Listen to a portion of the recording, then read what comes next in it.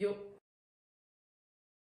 salam alaikum, j'espère que vous allez bien. Aujourd'hui, on se retrouve pour une nouvelle vidéo. Ça fait vraiment longtemps que je n'ai pas tourné de vidéo. Franchement, il s'est passé plein de choses. Alhamdoulilah, je vais bien, j'espère que vous aussi. Donc aujourd'hui, on va parler de mon parcours capillaire. On va parler des différentes étapes que j'ai traversées au niveau des cheveux, de l'enfance jusqu'à aujourd'hui. Je suis un petit peu malade, donc c'est normal si vous entendez que je parle du nez. Voilà. Donc avant de commencer et de rentrer dans le vif du sujet, pour la vidéo, n'hésitez pas à la commenter, à liker si elle vous plaît et aussi à partager, ça peut peut-être inspirer d'autres personnes pour leur propre parcours capillaire. Donc pour commencer, on va d'abord commencer par l'enfance. Donc moi, durant l'enfance, j'avais toujours eu mes cheveux naturels. J'ai jamais fait de défrisage ou d'autres modifications chimiques.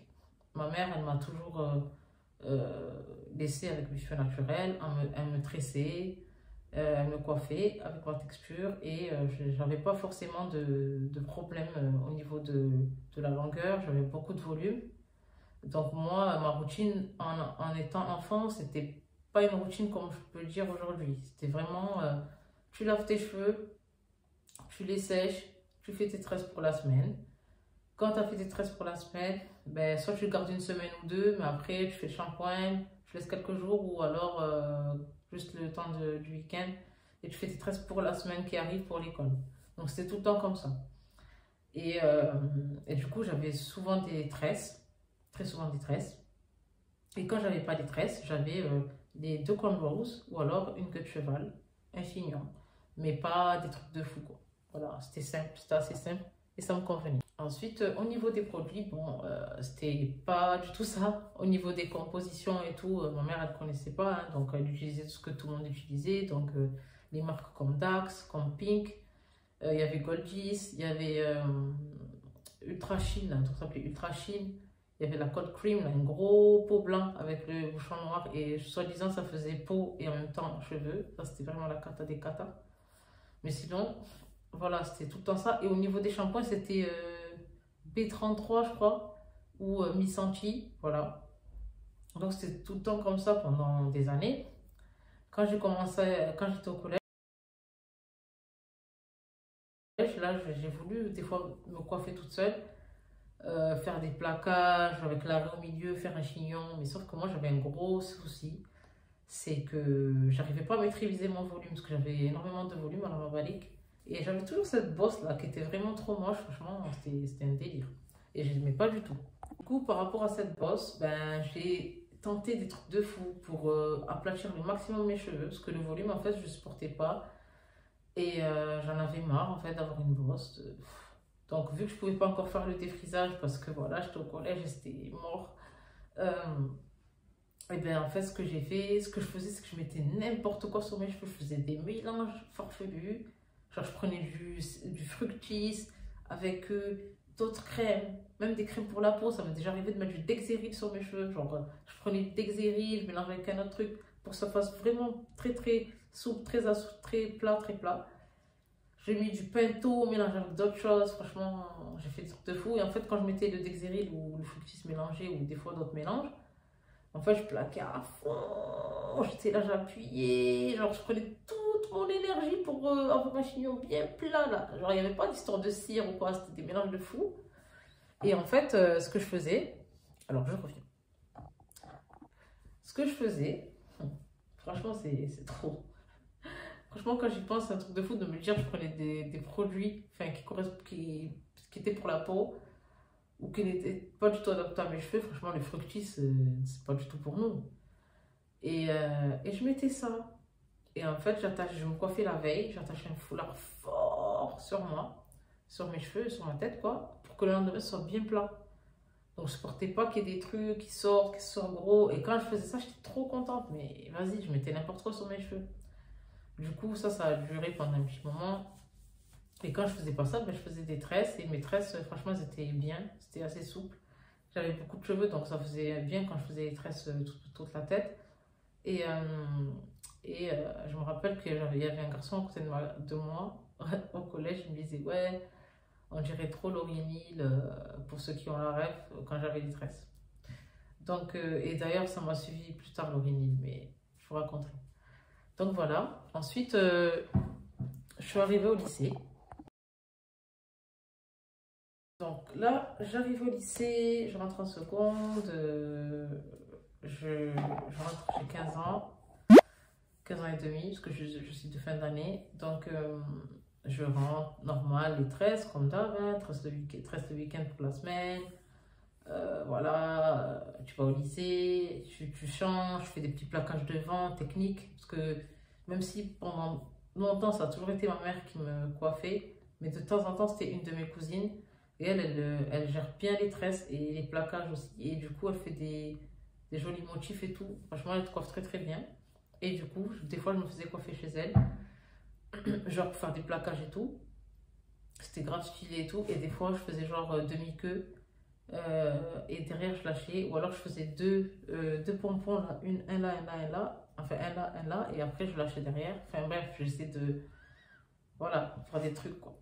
Et du coup, ça a duré pendant un petit moment. Et je crois que je sais pas si c'était en seconde ou en première que j'ai fait le défrisage. En fait, je l'ai fait en cachette. Mes parents n'étaient pas du tout au courant que j'allais faire le défrisage. Ne jamais faire ça. Donc, j'ai fait un défrisage. Je crois que c'était au lycée, mais je sais plus quelle classe. Et du coup, moi, je crois que j'étais avec un de mes frères. Mes parents ils dormaient. Donc, la nuit, nous, on est partis dans la salle de bain. Et ben, on s'est calé dans la salle de bain. On a dit, ouais, maman et papa, ils dorment. Allez, viens, on y va et tout. Et on est parti, on a commencé à faire le def. Donc moi j'ai fait mon défrisage, lui il a fait le sien. Et ben de là c'est parti, hein. J'étais dans le piège du def pendant longtemps. Vraiment, en plus je croyais trop que c'était stylé, je faisais ça, je bougeais ma tête et tout. Genre ça bougeait, c'était souple. Ça avait un peu changé la couleur de mes cheveux. Ça avait rendu mes cheveux marrons. C'était un peu bizarre. Pas partout, mais je voyais que en fait, quand j'y repense à certaines photos que j'ai dans ma tête ou des images que j'ai dans ma tête, mes cheveux s'étaient éclaircis.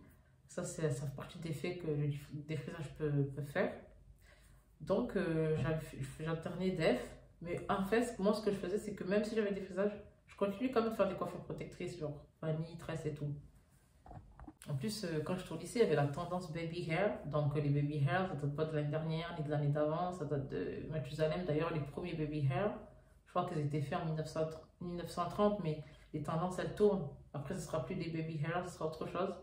Et donc, moi, j'aimais trop faire des baby hair, là, sur le côté, plaqué derrière. C'était grave la mode de faire un chignon, faire les baby hair sur le côté. Et les garçons, ils faisaient une coiffure bizarre, des baby hair bizarres, façon américain, R&B, des voice bands à l'ancienne, quoi. Bref. Anyway. Et du coup, je faisais ça. Ensuite, ben ça j'ai fait jusqu'en 2008, je crois, 2008-2007. Et là, j'ai arrêté de faire le défrisage. J'ai arrêté de faire le défrisage parce que, vas-y, ça m'avait fait des trucs de fou, des croûtes, des chutes de fou. À chaque fois que je peignais mes cheveux, parce qu'ils bougeaient, j'étais grave à fond et tout, mais je prenais le peigne, je peignais. Plein de cheveux sur le t-shirt, mais genre des morceaux de cheveux, genre c'est vraiment cassé, c'était horrible. Et donc j'ai arrêté le défrisage en 2008. 2008, ouais, je crois que c'est ça. Et il fallait tout refaire à zéro. J'avais les cheveux, ils étaient ultra cassés alors que je ne les avais pas coupés. Moi, j'avais des cheveux longs de base. Et ben, je me suis retrouvée avec des cheveux là, alors que non, en fait, c'était pas mes cheveux, moi, je suis pas comme ça. Et du coup, franchement, j'étais dégoûtée, mais bon. Je faisais quand même mes tresses, mes vanilles, je forçais le game. Et ensuite, ce qui s'est passé, c'est que quand j'ai arrêté le défrisage, je commence à faire des recherches et tout. Je continue de me coiffer, de faire les tresses, les vanilles, etc. Et après, j'ai fait des recherches sur un blog, pardon, où il parlait de notre truc naturel et tout ça. Et moi, je faisais beaucoup de recherches de coiffure. Et j'étais tombée sur les locks. Donc, après, de là, j'ai démarré des locks pendant... Je les ai gardés 4 ans. Je les ai coupés en 2014. Donc, je les ai coupés en 2014. Là, j'ai plus de locks. Et du coup, pendant ma période de locks, franchement, c'était une période assez facile. Franchement, les cheveux, les locks, c'est facile à gérer. Vraiment, pour moi, en tout cas, c'était très très facile. Au début, moi, les locks, je les faisais avec des trucs de genre gel, trucs qui avaient marqué wax et tout. Parce que c'est ce qui se disait, ce qui se faisait. Et quand je tombais sur le blog, là, donc je sais plus c'était qui faisait ça. Mais c'est une fille qui, je crois, maintenant, elle a un salon de coiffure qui fait des locks. Et en plus de ça, je crois qu'elle a sa propre marque. Je crois que c'est Onachi, quelque chose comme ça. Et Onachi Locks, je crois. Et donc, ben, sur son blog, je voyais qu'on pouvait s'occuper de ces locks avec, comment ça s'appelle? Avec des huiles essentielles, faire des sprays d'hydratation avec des huiles essentielles. Et du coup, moi, c'est ce que je faisais. Et donc, j'ai commencé à me renseigner, à faire mon spray. Donc, j'avais fait mon spray avec de l'eau, des huiles essentielles de bergamote, et je sais plus quelle autre huile j'avais mis une huile végétale, mais je sais plus c'est laquelle. Et je commençais à faire mes petits mélanges, j'hydratais mes locks. Après, je tournais mes locks à l'huile et je mettais des petites pinces pour laisser le temps que ça prenne. Ou alors, j'utilisais une marque, c'était Lemon, Jamaican Lemon, un truc comme ça, Jamaican Twist, ou bref, c'est un truc jamaïcain, genre le packaging il était jaune et bleu, non, jaune et vert, pardon. J'alternais entre les deux, mais souvent, plus souvent, j'utilisais des huiles. Et après, quand j'allais me faire coiffer chez la coiffeuse de l'époque, chez qui j'allais pour les locks, elle me mettait, je crois, du gel, mais c'était quand même un gel d'une bonne composition, il me semble. Donc après, alhamdoulilah, entre-temps, moi j'ai eu mon parcours religieux, donc ça a influé aussi sur mes cheveux, même si aujourd'hui j'ai toujours pas la réponse, et du coup, ce que j'ai fait, c'est que j'ai coupé mes locks, parce que en fait, j'allais en cours, j'en prenais, je crois que c'était des cours de fiqh, ou des cours je sais plus quelle matière dans le din, mais je crois que c'était ou fiqh ou tawhid, je sais plus. Et ben, malheureusement, quand on est dans la religion et enfin, on pense qu'on est dans la religion, qu'on pense qu'on sait mieux, pour certains, on n'a pas forcément de sagesse, donc de hikmah, pour refaire le rappel. Et je me rappelle qu'il y avait une fille qui m'avait interpellée par rapport à mes locks. Et une autre fille, je crois que c'était deux, je crois, mais pas en même temps. Elle me disait, en fait, je suis allée faire mes ablutions, donc elle a vu mes cheveux. Et elle a vu que j'avais des locks. Elle m'a dit, oh, t'as des locks et tout, oh là là, mais pourquoi t'as ça? Est-ce que c'est légiféré? Vous connaissez les gens qui ne savent pas faire des rappels et qui ne savent pas parler, et qui parlent voilà, sans sagesse. Genre, en gros, je me suis sentie mal en fait d'avoir des locks. Bon, aujourd'hui, je sais toujours pas si c'est interdit ou pas, alors on aime. Il y en a qui vont dire oui, il y en a qui vont dire non, mais personne ne ramène un dalil clair. Et donc, moi, dans le doute, moi j'ai coupé mes cheveux.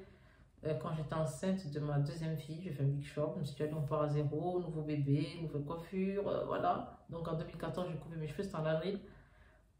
Franchement, c'était difficile parce que j'ai jamais eu les cheveux aussi courts, parce que j'ai fait un big shop en fait. J'ai pas fait genre un peu, j'ai fait un big shop.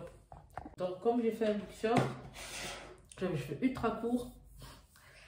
C'est chaud parce que mon compagnon de l'époque, il avait jamais vu mes cheveux comme ça, ma tête comme ça. Donc en vrai, il m'a toujours connu avec des cheveux.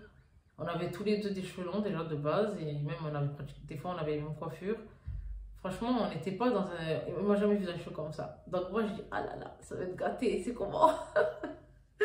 Franchement, c'est dur, c'était dur, mais alhamdulillah, il m'a facilité. Il a bien pris et en plus, ben moi ce que j'avais fait c'est que je mettais des accessoires, je mettais tout ce qu'il faut, tu as compris. Il faut montrer que bon, le piment il est toujours là même s'il n'y a pas de cheveux, tu as capté. Donc voilà. Du coup, ben j'avais accessoirisé mes cheveux et j'avais recommencé une nouvelle routine. J'ai découvert une texture que j'ai jamais eue de ma vie. Alors j'avais beaucoup de volume, j'avais ceci, j'avais cela quand j'étais petite. Mais la texture que j'avais là, les curls, les boucles, comment c'était défini, c'est un truc de fou. Franchement, j'avais trop aimé. Donc, j'avais commencé par Sheer Moisture quand j'ai repris. Je m'étais abonné à une box, je crois, qui s'appelait la Curl Box, un truc comme ça. Bref, et dedans, il y avait carrément toute une gamme, donc, dans la gamme très connue de Sheer Moisture qui était Coconut Hibiscus. C'est pour ça que j'ai commencé ma reprise de routine. Et une routine vraiment carrée. Vraiment, j'étais régulière dans mon hydratation, dans mon lavage, dans mes soins, je prenais mon temps pour faire. Et puis au début, voilà, ils sont courts, donc c'est en 2-2, je reste pas 65 ans dedans, dans la salle de bain. Et du coup, après ça, ben, je continue ma routine. Mes cheveux avaient bien poussé durant ma grossesse. Franchement, vers 5-6 mois, je pouvais déjà faire des petites couettes. petite couette, voilà, avec en pompon. Avec, je mettais des petits nœuds, voilà, j'essaie toujours d'accessoiriser, de mettre un petit peu de piment, de petit rouge à lèvres, tu as compris, on se met bien, tu vois. Surtout que je m'étais déjà voilée à cette époque, donc je me dis, bon, pimenton chez nous, quoi, voilà. Du coup, j'ai fait ça, et ensuite, ben, mes cheveux, c'était naturel, j'ai repris une routine, après l'accouchement, c'était une cata aussi. Accouchement de ma deuxième, j'avais un trou là, donc kata des kata. Donc ce que j'ai fait, c'est que j'étais allée à une journée, c'était un jour de goûter entre sœurs, où il fallait, c'était dans une boutique d'une de mes amies. Et en fait, il y avait une fille qui vendait des poudres. Donc les poudres indiennes et tout, moi je connaissais pas vraiment, je n'étais pas trop dans ça. Elle vendait du henné. Et en fait, elle composait le henné selon ce que tu voulais comme rendu. Et moi, j'étais dans le délire violine. Je voulais faire du violine et je me suis mise à faire du henna. Et du coup, la fille qui m'a conseillé, elle m'a dit, ben en fait, si tu veux que tes cheveux poussent, le henné, ça peut t'aider, genre ça gaine et tout. Donc, je commence à faire beaucoup de henna. Je faisais plus de... Parce que j'en ai fait des couleurs, mais quand j'étais au lycée, ça je vous l'ai pas dit, mais j'ai fait des couleurs aussi. Et là, j'ai repris, mais en mode coloration végétale, donc avec le henné. Donc, je suis partie dans un délire henna pendant un petit moment et mes cheveux ont poussé aussi. Je faisais beaucoup de massages avec l'huile de ricin au niveau de la zone dégarnie. Et du coup, ben après mes cheveux ont poussé, franchement, j'ai retrouvé mes cheveux normalement. J'avais repris du volume et les poudres ça faisait du bien, hein. Franchement ça faisait du bien. Mais c'est vrai que le henné, quand tu rinces, tu connais. La douche, voilà, tu as compris, il faut bien se rincer parce que tu as des résidus, il faut bien rincer. Donc, ouais, c'était quelque chose que je n'ai plus refait depuis, mais je sais pas si peut-être qu'un jour je retenterai. Donc après j'ai fait le henné. Je faisais le henné, mes routines, j'ai testé plein de produits, je découvrais, j'étais devenue une product junkie. Donc j'étais là sur l'ordinateur, nouvelle marque, nouveau, il faut tester. Donc j'ai testé Charmensure, testé Anjakis, Carolina B. Qu'est-ce que j'ai testé quand j'ai démarré? Bon, les secrets d'Oli, donc ça date de Machu Machu, ça date de Mathusalem, secrets d'Oli. En plus, Charmensure, ils ont fait belle gamme. Et moi, ma gamme préférée de Charmensure, c'est Manuka Honey, Mafra Oil. J'aime trop cette gamme. D'ailleurs, c'est une des gammes la plus hydratantes de la marque Charmensure. Et ouais, j'en ai testé plein des marques. J'ai testé plein d'huiles pour la pousse, dont The Man Choice aussi. J'ai testé The Man Choice. J'ai testé beaucoup de marques, hein. Franchement, il y en a plein. Et du coup, voilà, là je suis au naturel libre depuis 2014, on est en 2023. J'ai fait quelques couleurs entre temps. J'en ai fait en 2017, j'ai fait au Burgundy, j'ai fait du Bordeaux, j'ai fait du Rose Gold de Collet Point en 2019, je crois. Et là, mes cheveux sont, il n'y a pas de couleur, il n'y a rien. Là, ils sont naturels. Ils ont quand même bien poussé. Je les avais coupés au mois de mai, ils ont poussé, alhamdoulilah. Et du coup, ben, c'est pour ça que, en fait, c'est comme ça que je suis venue à ce que je fais aujourd'hui, en fait. Donc aujourd'hui, de par ce que j'ai traversé en tant qu'individu qui redécouvre sa texture de cheveux, qui apprend à l'aimer, qui apprend à l'apprécier et qui s'en occupe avec des bons produits, chose que pas tout le monde savait faire et jusqu'à aujourd'hui, hein, beaucoup de personnes qui ne savent pas gérer leurs cheveux, qui ne savent pas gérer les cheveux de leurs enfants. Et donc, ben, de là, au début, je conseillais autour de moi. Avant, je conseillais autour de moi des amis et tout. Ouais, si tu mets quoi, tu fais quoi et tout. En plus, à l'époque, j'avais les locks et tout. Ouais, tu fais comment faire pousser tes locks, rien, bref. Et du coup, j'expliquais tout le temps. Et en fait, euh, j'étais accompagnée d'une personne qui me disait, oui, peut-être que tu devrais conseiller et tout. Les gens, ils t'écoutent, nanana, et tout, bref. Et même, il y a des gens qui venaient, ils me demandaient, je leur répondais, mais c'était normal pour moi. Je ne pensais pas que j'allais en faire un métier. Et après, ben, en fait, j'ai été éprouvée dans ma vie. Et pour passer cette épreuve, je me suis un peu jetée dans le travail, ou dans des vidéos que j'aime, autour des cheveux et tout. C'est comme ça que j'en suis venue à devenir coach capillaire et je me mettre dans la coiffure. C'était pendant une période très difficile de ma vie. Et je me suis plongée dans ça, je commençais à chercher et tout. Et du coup, je me suis intéressée et du coup, ben, les coachings, je les ai lancés, je crois, en 2018, il me semblait. Bon, là, j'espère que je ne me trompe pas. J'ai coiffé avant et après, j'ai fait le coaching. Et ça fait maintenant depuis 2017-2018 que j'accompagne des femmes dans leur routine capillaire, dans comment apprendre à s'en occuper, avec quels produits, de quelle manière, à quelle fréquence. Je les accompagne, donc je propose des accompagnements. Il y a différentes formules, il y en a deux. Il y a la Express My Hair et la Révèle Air que vous pouvez trouver sur mes réseaux sociaux. Hein. Donc vous allez sur mon Instagram, vous trouvez sur mon Snap aussi, vous trouvez sur Facebook aussi. Donc c'est tout le temps Shamsia Arborista, Shamsia Arborista. Donc voilà pour mon parcours capillaire. Ben, en fait, je suis passée par plein d'étapes, mais la chute de cheveux que j'ai eue pendant des frisages, je savais que je voulais plus refaire. Et puis j'avais beaucoup de croûte. Et puis il faut savoir que ce qu'on met sur nos cheveux, ça va dans le sang. Donc il faut quand même faire attention parce que ça peut nous engendrer des gros problèmes de santé tels que le cancer et d'autres. Il y a des perturbateurs endocriniens. Faut vraiment faire attention. Donc là, je vous ai un peu expliqué par quoi je suis passée, qu'est-ce qui m'amène à faire ce que je fais. Donc, alhamdoulilah, aujourd'hui, j'arrive à aider des gens, à les conseiller. Ils repartent avec le sourire, ils sont satisfaits, il y a des avis, donc vous pouvez même les voir sur les réseaux sociaux. Hein, je ne suis pas en train d'inventer, c'est une réalité.